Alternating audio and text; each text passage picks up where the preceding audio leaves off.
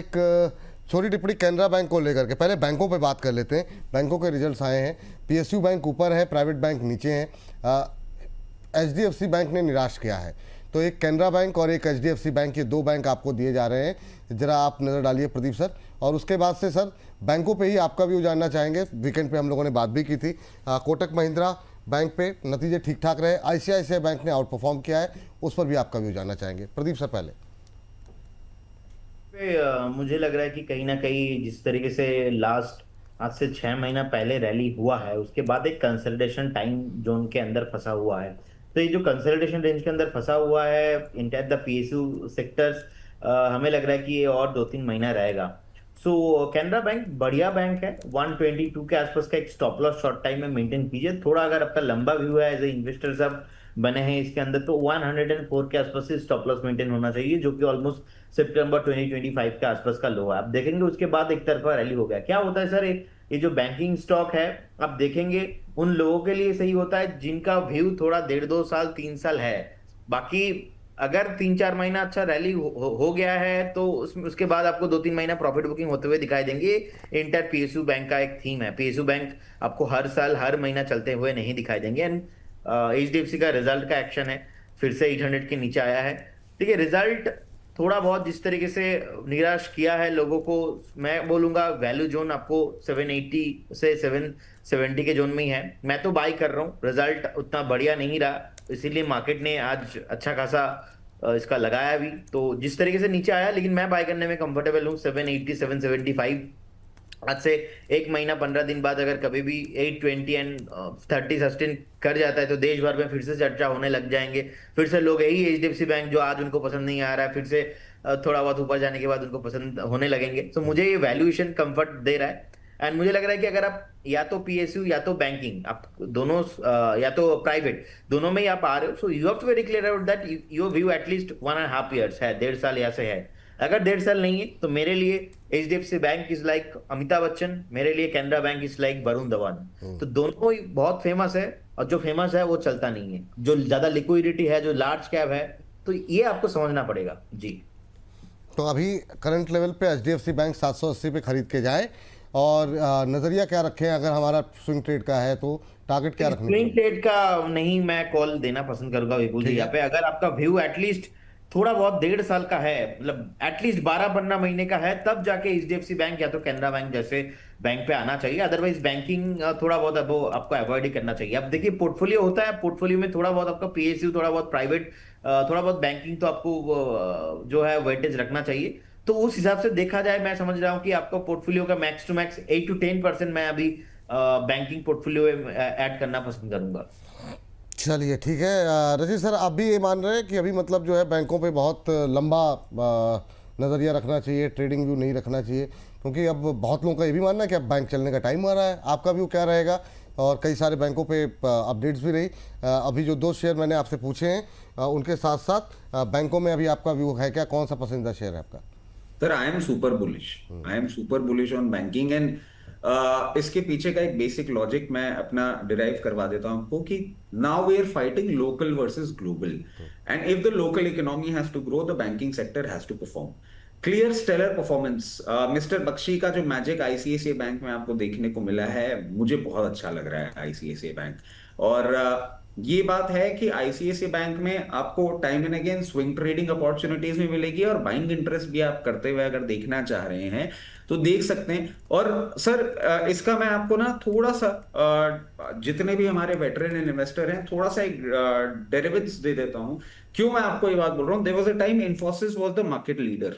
इन्फोसिस का हुआ फॉल, उधर से टीसीएस ने अपनी जो ग्रोथ रजिस्टर करी है, इस बार के रिजल्ट्स कहीं ना कहीं बिल्कुल वैसा ही दिखा रहे हैं। आप बहुत क्लोजली मॉनिटर करें what is happening in HDFC bank and what is happening in ICICI bank, and that is the reason the street is not happy with HDFC bank, क्योंकि इस बार भी इनके जो परफॉर्मेंस रहा है वो बहुत खराब रहा है। और हमने जो फ्राइडे के ट्रेडिंग सेशन में भी कहा था बिफोर द रिजल्ट्स की 824 के ऊपर नहीं जाता तब तक ये पेन पॉइंट में रहेगा। सेम एक्शन आपको देखने को मिल रहा है। तो अब ऐसा लग रहा है कि प्राइवेट स्पेस में ICICI bank is clear case in a position to take over the princely position of HDFC bank. 1434 के एक स्टॉप लॉस के साथ आपको जहां भी एक ये पोजीशन बनाने का मौका मिले, आज के मार्केट में भी बनाना चाहें या लोअर लेवल 5-7 रुपए मिले वो भी बनाना चाहें, बिल्कुल बना सकते हैं। पहले लेवल जो हम देख पा रहे हैं इन आईसीआईसीआई बैंक के 1480, और 1480 इस बार सरपास करेगा। तो हो सकता है आने वाले दिनों में, और आने वाले दिनों में मतलब मैं 1-1.5 महीने की आपसे बात कर रहा हूं, 1560 रुपए तक का मूवमेंट आपको करता हुआ दिखा सकता है। कोटक बैंक, कोटक बैंक ने बहुत ही मिक्स परफॉर्मेंस दिए हैं, कुछ पैरामीटर्स अट्रैक्टिव लगे हैं, कुछ पैरामीटर्स पे डिफर्म किया है, बट देन एक रनअप के बाद स्टॉक भी हायर लेवल से अच्छा करेक्शन दिखा चुका है। ठीक लग रहा है, कोई प्रॉब्लम वाली बात नहीं है। अगर आप समय इसको दे सकते हैं अगेन 1 से 1.5 महीने का, क्योंकि बैंक निफ्टी में भी आप देखें लोअर लेवल से हम कंटिन्यूसली बात कर भी रहे हैं, 832 लेवल्स पे चल रहा है, 1 से 1.5 महीने की पोजीशन लेंगे, स्टॉप लॉस आपके लिए निकल के आएगा। वो कहीं ना कहीं निकल के आ रहा है 370 के स्टॉप लॉस के साथ इस ट्रेड को आपके लिए पहला टारगेट निकल के आता है 396, और 396 के ऊपर सस्टेन करता है 424 levels. Be very selective, results monitor करते रहिए, और जो मंथली गाइडेंस देते हैं उनको भी क्लोजली मॉनिटर करेंगे ना, आपको पता लग जाएगा किस तरीके से बैंकिंग सिनेरियो में थोड़ा सा स्लाइड आता हुआ दिख रहा है। चलिए, ये बात देखिए, हर चीज़ जो है, रिजल्ट्स भी आ रहे हैं, आपको लेवल्स भी बताए जा रहे हैं, तो प्रयास हमारी तरफ से पूरा रहता है कि जितनी इन्फॉर्मेशन आप तक पहुंच सके वो पहुंचाने की कोशिश हमारी तरफ से पूरी रहती है। अम्बाला मैम, यस बैंक जरा फटाफट देखिए, क्या व्यू लग रहा है आपको? नतीजे अच्छे रहे हैं लेकिन शेयर थोड़ा सा दबाव में है क्योंकि बैंकिंग इंडेक्स में प्रेशर देखने को मिल रहा है। सामान्य दिन होता तो वैसे रिजल्ट खराब तो नहीं कहे जा सकते जिस तरीके से। देखिए 34% कंपनी का मुनाफा बढ़ा है, एनआई 17% बढ़ा है, ठीक है, एनपीओ वगैरह फ्लैट है, लेकिन प्रॉफिट में अच्छी ग्रोथ देखने को मिल रही है। क्या व्यू आपका यस बैंक को लेकर के? और यस बैंक के साथ साथ आपका फेवरेट कोई बैंक हो तो बताइए, अभी क्या खरीदें बैंकों में, खास तौर से पीएसयू में अगर कोई बैंक हो तो बताइए। पीएसयू में आज अच्छी तेजी है प्राइवेट बैंकों के मुकाबले। उसको भी लीड कर रहा है पीएनबी, जो कि बार बार रिकमेंडेशन में है 100 से 105 के भाव पर। रही बात यस बैंक की, यस बैंक में अभी 23.17 का भाव है, और एनपी जो प्रोविजनिंग बढ़ाई है शायद मार्केट को वो स्पेसिफिकली पसंद नहीं है और उसी का प्रेशर है ये। तो फिलहाल ये थोड़ा सा और एक्सटेंड होगा विपुल जी, मेरे ख्याल से 22 रुपए से लेकर के 22.5 रुपए की रेंज आ सकती है आज इस हफ्ते के अंदर में। And we will review this, हमें उस समय पे इसको we will review this at that point in time. तो एक बार इसको वहां तक आ जाने देते हैं, डिस्काउंट मिल सकता है। फिलहाल आज की डेट पे नो बाय, और अगर है तो होल्ड कर जाइए। ऐसा सच कुछ एकदम खराब नहीं हो गया है, बस ये है कि जिनके पास नहीं है उनको बेटर एंट्री मिल सकती है। आपने पूछा कि कौन सा बैंक पसंद आ रहा है, तो मैं 3 बैंक्स के नाम यहाँ पर लेना चाहती हूँ, Kotak bank from private and 2 from PSU. अब 3 है, आप अपनी पसंद का कोई भी 2 चुन लो, पीएनबी, सेंट्रल बैंक या स्टेट बैंक ऑफ इंडिया। तो जो भी आपको पसंद है आप चुन सकते हैं। चलिए, पीएनबी, सेंट्रल बैंक और union bank, state bank of India. State bank of India. State bank of India. Levels बता दीजिए स्टेट बैंक के, है ना। पीएनबी तो चलिए डिस्कशन में आ गया पिछले सेगमेंट में। और कोई फेवरेट हो तो बताइए। यस मैम, स्टेट बैंक के लेवल्स 1040 पर है, खरीद सकते हैं, और यहाँ पर आपको एसएल लगाना पड़ेगा आपको 970। पिछली बार 970 की बाइंग थी, तो सबके लिए स्टॉप लॉस अभी वही है। अब यहाँ से जो टारगेट है 1095 आपका पहला टारगेट होना चाहिए। तो जो आप खरीद रहे हैं उनके लिए स्टॉक पहला टारगेट है, पहले 1080 था, रिवाइज हो गया सबके लिए। तो दोनों ही लेवल जो देख लीजिएगा पुराने रेफरेंस से भी, तो टारगेट भी बड़ा है और आपका स्टॉप लॉस भी छोटा हो गया। तो 1095 शुड बी और पहला टारगेट, एंड दूसरा आपका 1200 के लिए इसमें इन्वेस्टमेंट की जा सकती है। और ये जो टारगेट है 1095, ये आप लगभग 6 हफ्ते का टारगेट पकड़ के चलो। चलिए ठीक है, हिंदुस्तान जिंक लेकर के आते हैं 1.5% की मजबूती। सर जरा देखिए प्रदीप सर, इंट्राडे हाई पर ही ट्रेड करता हुआ, और साथ ही साथ सर नाल्को पे हमारे दर्शकों की तरफ से बहुत सारी टिप्पणियां थी, तो मेटल में एक नाल्को ले लेते हैं, ये भी 0.25% ऊपर है। दोनों ही मेटल काउंटर्स, अभी क्या करना चाहिए? बिल्कुल जी, देखिए पहले मैं नाल्को को लेके बता देता हूँ। ये स्टॉक ऊपर से अच्छा खासा करेक्शंस होने के बाद मुझे लगता है कि कहीं ना कहीं एक वैल्यू जोन में है, और यहाँ से एक पोजिशनल अप्रोच लेके हम बाई करके जा सकते। बहुत बढ़िया स्टॉक में रैली हमने देखा जनवरी मंथ, जो 1-2 तारीख था उस टाइम से हुआ है। उसके बाद जो सेकेंड फेज है, सेकेंड फेज में भी प्रॉफिट बुकिंग, उसके बाद का भी बेस बन रहा है, तो बेस फॉर्मेशन जारी है। यहाँ पे 346 345 के आसपास का प्राइस है। शॉर्ट टाइम के हिसाब से मेरे को लग रहा है कि अगर आपका 332 के आसपास का एक स्टॉप लॉस होगा, और यहाँ पे अगर आप टारगेट देते एक 378, उसके बाद 430 तक मुझे लग रहा है कि कैरी फॉरवर्ड होना चाहिए। तो बाय करने का सलाह रहेगा national aluminium. Disclaimer disclosure apply, क्लाइंटों के पोर्टफोलियो में हो सकता है, अलग अलग जगह पे डिस्कशन होती रहती है। हिंदुस्तान जिंक 526 के आसपास है, सेम चीज यहाँ पे भी है। अच्छा खासा नीचे गिरने के बाद अभी बेस बन रहा है, तो वैल्यू जोन में है, दोनों स्टॉक ही हम बाय करके यहाँ से जा सकते हैं। हिंदुस्तान जिंक का टारगेट आपको 572, उसके बाद 630 तक ऐसे आते हुए दिखाई देंगे। स्टॉप लॉस हम यहाँ पे एक बार 493, जो कि ऑलमोस्ट मार्च 2026 के आसपास का एक सपोर्ट था, वहां पे हम मेंटेन करना पसंद करेंगे। चलिए 493 का स्टॉप लॉस, 572 630 जो है, ये जो है टारगेट यहाँ पर देखने को मिल सकते हैं। करंट लेवल पे भी खरीद के जा सकते हैं। 1.5% की तेजी, इंट्राडे हाई पे ट्रेड करता हुआ हिंदुस्तान जिंक का शेयर मोमेंटम में है। तो कोशिश यही रहती है कि जो मोमेंटम वाले शेयर हैं उनको जो है जल्दी से जल्दी पकड़ने की कोशिश रहे हमारी।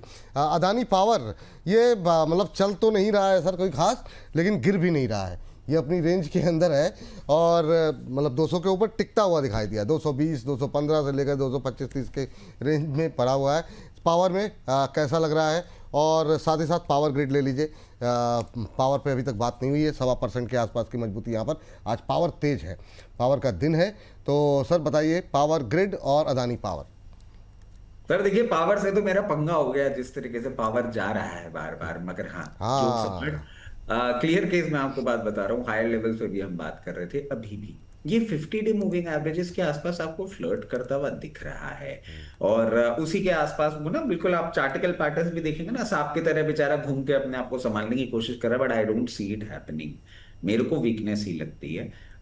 जिस तरीके से पूरी की पूरी सिचुएशन बनती हुई दिख रही है, 209 रुपए का एक सपोर्ट है।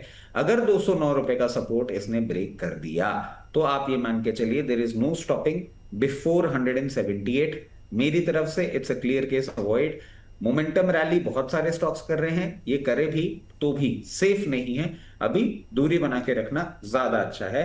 उसके साथ साथ पावर ग्रिड कॉर्पोरेशन आप देखें 287 लेवल्स पे चल रहा है। It has not performed, lower level पे कहीं ना कहीं सपोर्ट लेने की कोशिश कर रहा है 278 280 लेवल्स पे।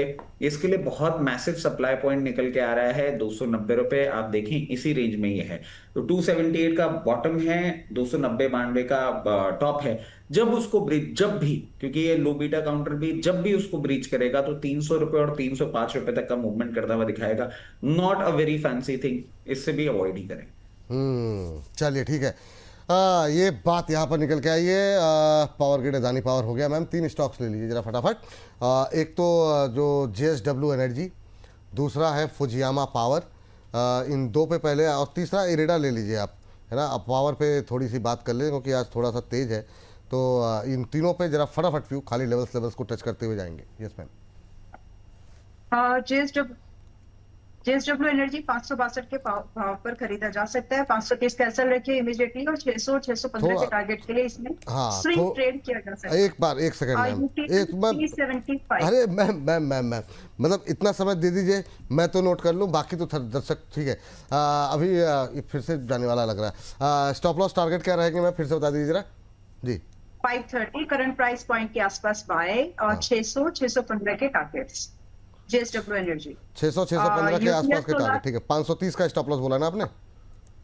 हाँ ठीक है।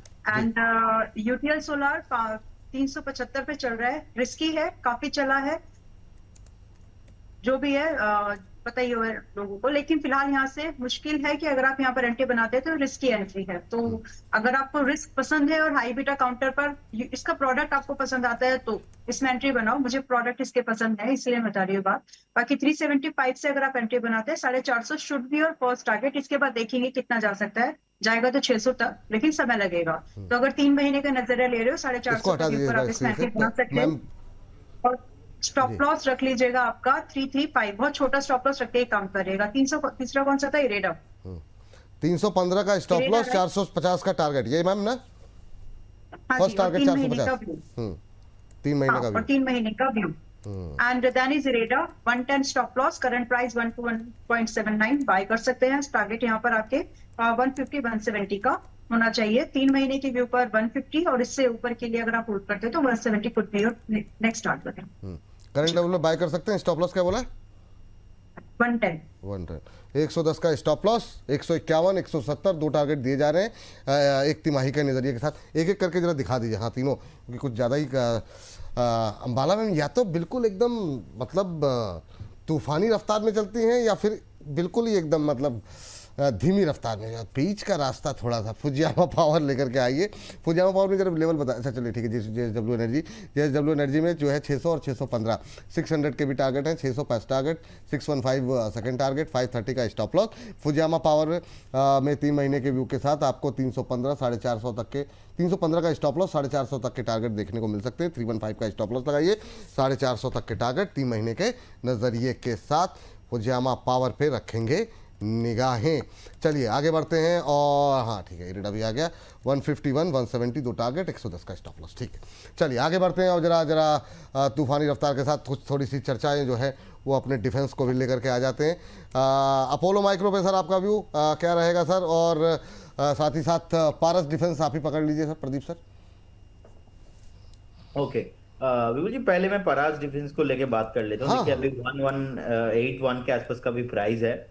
सो 1330 के आसपास का हमारा सेलिंग जोन था और आज तक हमने बाई कॉल दिया नहीं, देंगे भी नहीं जब तक स्टॉक और भी नहीं टूटता है। करेंट जोन से मुझे को लग रहा है कि 10-15% तो नीचे आना चाहिए। अच्छा खासा शॉर्ट टाइम में चला था। और लोगों का सर प्रॉब्लम एक है एक्चुअली, ब्रेकआउट के बाद जो करेक्शंस होता है ना, हेल्दी करेक्शंस, वो हेल्दी करेक्शंस के लिए हम लोग वेट नहीं करते। वैसे सेम मैंने बता दिया था बीएसई को भी लेके, कहाँ पे हमने 4200-300 पे बताया दिया था कि जब तक 3300 3400 तक नहीं आएंगे बाई नहीं करेंगे। तो कहीं ना कहीं ये हम भूल जाते हैं कि एक तरफा रैली होने के बाद बार बार वो रैली होता नहीं है, क्योंकि प्रॉफिट बुकिंग भी स्टॉक मार्केट में होता है। तो ये एक रियलिटी है, रिटेलर से एक्सेप्ट नहीं कर पाते। सो कहीं ना कहीं बिपुल जी मुझे लग रहा है कि पारस डिफेंस यहाँ से थोड़ा और आपको नीचे मिलेंगे, उसके लिए इंतजार करना चाहिए।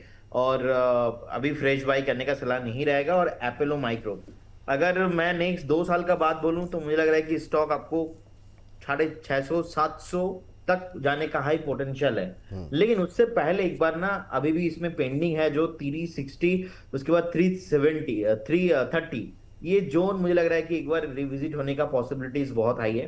330-25 होने के बाद कहीं ना कहीं स्टॉक फिर से एक बार आपको ऑल टाइम साइज पे आते हुए दिखाई देंगे। तो पारास एंड एपोलो दोनों काउंटर पे मैं पॉजिटिव हूं, लेकिन अच्छा खासा रैली होने के बाद का जो time correction as well as थोड़ा सा प्राइस करेक्शन इसमें पेंडिंग है, इसके लिए मैं अभी वेट करना पसंद करूंगा। चलिए ठीक है, अभी वेट करिए। यहाँ पे अभी नई खरीदारी करने की करंट लेवल पे सलाह नहीं है। ये फिलहाल के लिए होल्ड, जिनके पास है वो होल्ड करें ना सर, जिनके पास है। जिनके पास है अगर वो इसको एक्सेप्ट करते हैं कि नहीं, 390 का स्टॉक मुझे 330 मिलने पे कोई प्रॉब्लम नहीं, क्योंकि मुझे उनका रिस्क रिवॉर्ड रेशियो पता नहीं है। अगर वो उनके साथ मैच होता है तो उनके लिए सही है, अगर उनके लिए वो सही नहीं है तो आपको अभी प्रॉफिट बुक कर लेना चाहिए। ठीक, ये बात है। यहाँ पे आरकेबी जी लिख रही हैं, विपुल सर अब हम आपसे क्वेश्चन नहीं करेंगे। अंशुल सर चले गए और आपने मेरा क्वेश्चन नहीं लिया। 1 आवर से क्वेश्चन कर रही थी, अगर आप क्वेश्चन ले लेते तो पूरा, अगर आप क्वेश्चन ले लेते हैं तो पूरा पढ़ते भी नहीं है। सामने वाला आपको मेहनत से क्वेश्चन करता है। मैम मेहनत तो हम लोग भी कर ही रहे हैं, मतलब कोशिश तो यही रहती है, लेकिन अब कितनी भी मेहनत कर लें सारे सवालों को नहीं ले सकते। और ये जो हमारा सेगमेंट है ना, इसमें सवाल जवाब का सिलसिला नहीं रहता। 1 बजे अभी अम्बाला जी मैम फिर से जुड़ेंगे हमारे साथ, तो अम्बाला मैम से डिस्कस कर लेंगे। आज रवि जी नहीं है तो अम्बाला मैम रहेंगी, उन्होंने निमंत्रण हमारा स्वीकार किया है, तो उसमें कोशिश करेंगे आपके सवालों को लेने की। इतनी जल्दी जल्दी बात पे, छोटी छोटी बातों पे नाराज़ नहीं होते, बड़े बड़े कार्यक्रमों में छोटी छोटी बातें होती रहती हैं। सर जरा बताइए आपका फेवरेट डिफेंस का प्लेयर कौन सा होगा इस समय? दूसरा जी शिपिंग में आज मोमेंटम है, उसको कैसे प्ले किया जाए? और दूसरा मज़गांव ले लीजिए। और आपका फेवरेट डिफेंस प्लेयर बताइए सर। सर पहले बात कर लेते हैं जी शिपिंग। 1399 लेवल्स पे चल रहा है, 4% का अपसाइड रजिस्टर किया है।